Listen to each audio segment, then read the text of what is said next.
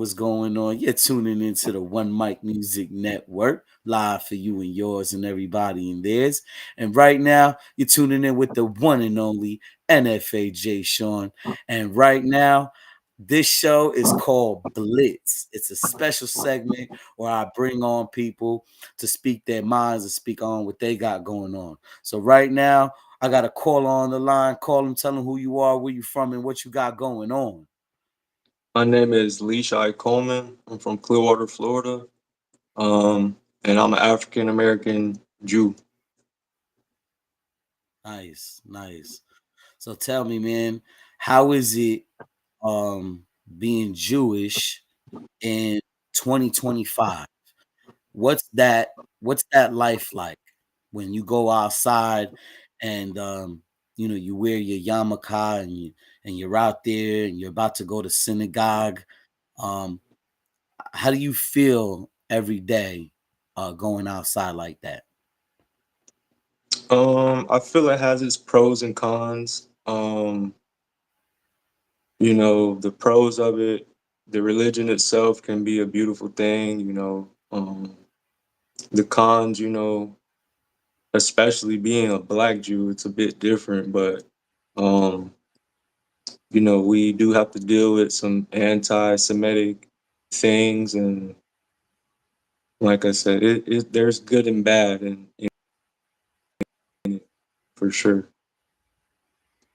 So, like, what are some of the good things?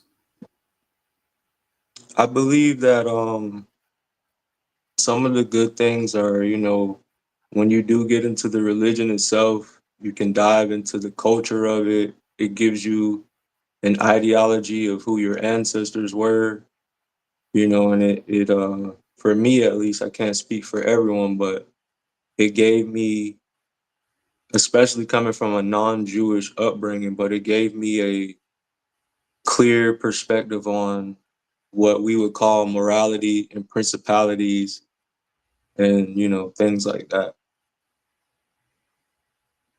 Yeah, yeah. So, there's a lot of culture, there's a lot of history, um, but now you said there's some cons there, right? So, like, what are some of the cons of being a black Jew in 2025? What are some of those cons? So I would say, being a black Jew is not ideally easy because of the fact that, first of all, being black in America, is not necessarily easy. And then if you take that and combine it with being Jewish, it adds another layer of challenge. Um, we often talk about anti-Semitic or anti-Semitism, but if you combine that with what black people have to deal with, like racism, inequality, and things of that nature, it just that's some of the cons of being a black Jew. And for me personally, it was like very difficult for me to, I guess, integrate into Jewish communities because they uh they look, and I won't say all of them, but there are a number of them that might look at me different because I'm not necessarily similar to them. The black side of me, you know, when they saw me take upon this religion, it's very far fetched to them. In America, most people are Christian. So, to see a person just leave behind what they knew was for me, where that barrier came in. And that I would say is some of the cons of it for sure. So it's like you're feeling a bit of I guess static from you know a lot of these sides being black from the black side of your family and then being Jewish now the Jewish side of your family, your new religion that you've taken upon because you weren't raised this whole Jewish lifestyle. So I could just imagine, what that feels like. But how about, the other people in the world? Like, let's just say, do you face a lot of anti-Semitism right now from other groups, other than, what you just told me? It does exist. I wouldn't say me personally that I personally had to deal with a massive amount of it, but I have had to deal with, um, just perspectives of Jewish people, and they're not so good, so to speak. And and it goes on both ends of the spectrum, you know. So it definitely puts you in like a rock between a hard place, There's a lot going on right you now, know. right? That, so it's And like there's always been a lot going on. for sure, for sure. Um I feel like, the African American side of me, or the people that come from that side of me, they're looking at me like, "Hey, why do you believe this? Why don't you believe in Jesus?" And stuff like that. And then the Jewish side of me, they're looking at me like, "Hey, why does this guy have tattoos? Why does he dress a little bit different than us?" And things of that nature. So yeah, it definitely has a certain challenges, and the anti-Semitism thing definitely exists. Um, Fortunately, I haven't had to deal with a massive amount of it. It comes and it goes. So, Yeah. Yeah. How about when you're like on the streets walking around and you have your yarmulke ready to go to synagogue? Do you ever face any anti-Semitism on the streets? I've had people look at me and they're like, "Are you a black Jew?" And I was like, "Yeah, I am." And they were like, "Oh, well, you should be ashamed of yourself." And it's Wow. like, yeah, so it's like I didn't ask to be a black Jew. My mother was born in Israel.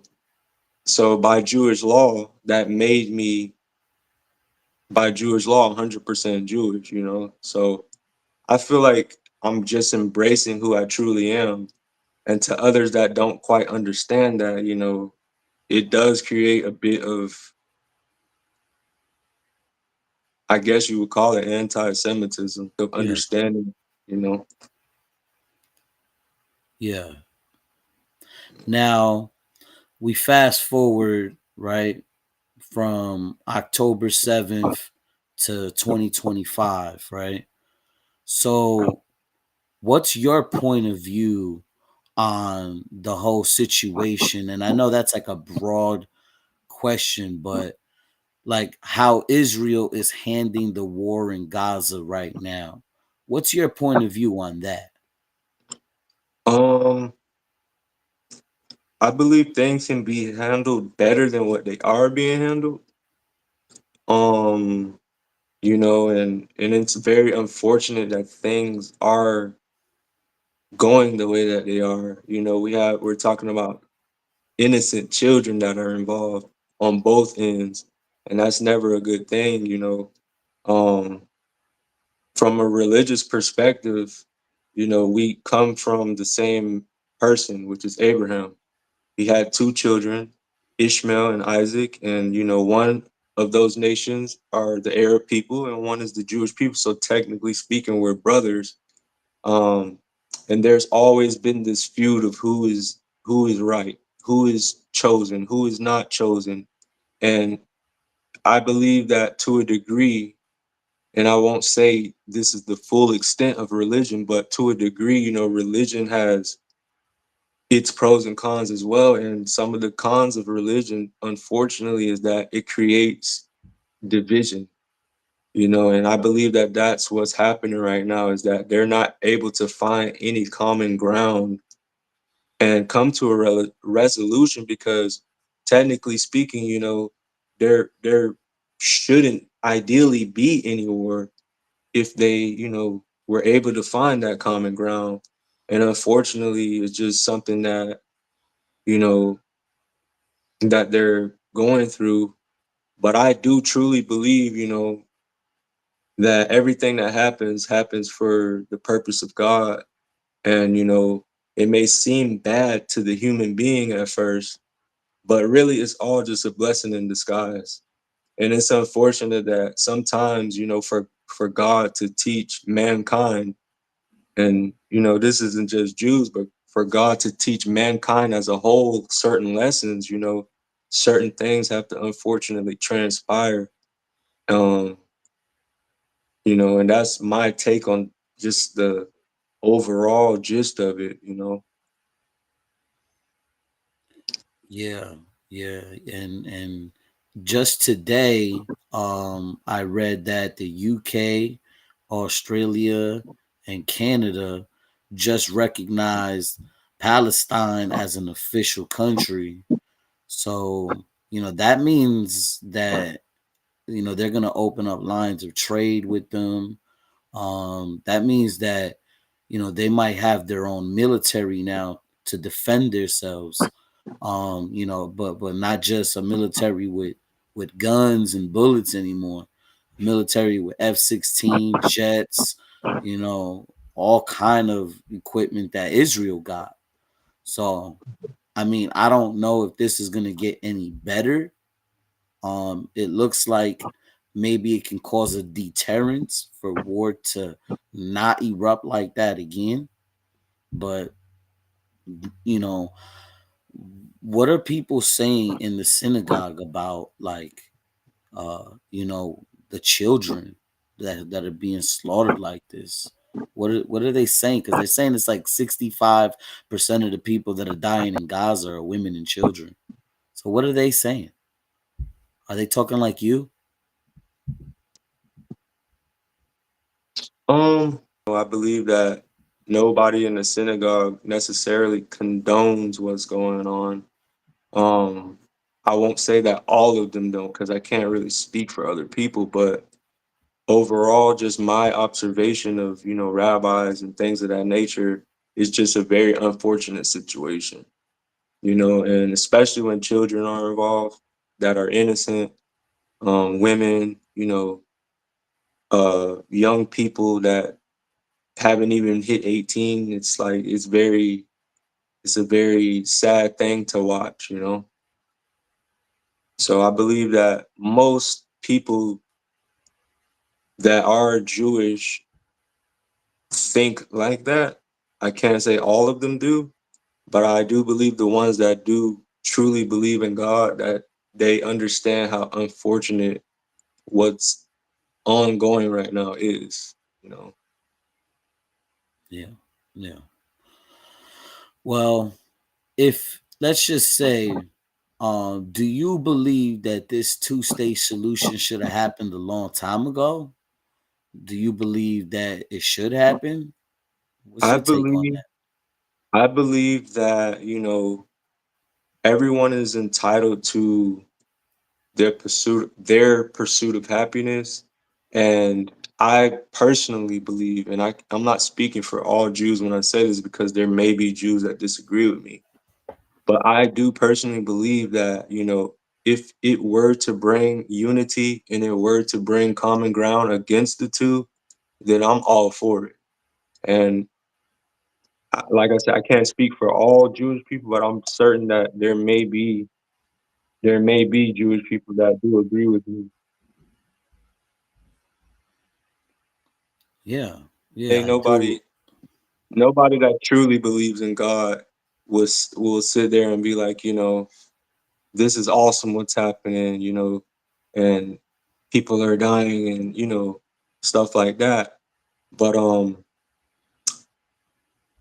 there are unfortunately people that do condone it, and that do condone violence and things of that nature. And hopefully we come to some type of resolution. And if making it a, a two-state thing is the resolution, then I'm all for it, and I hope that that can happen.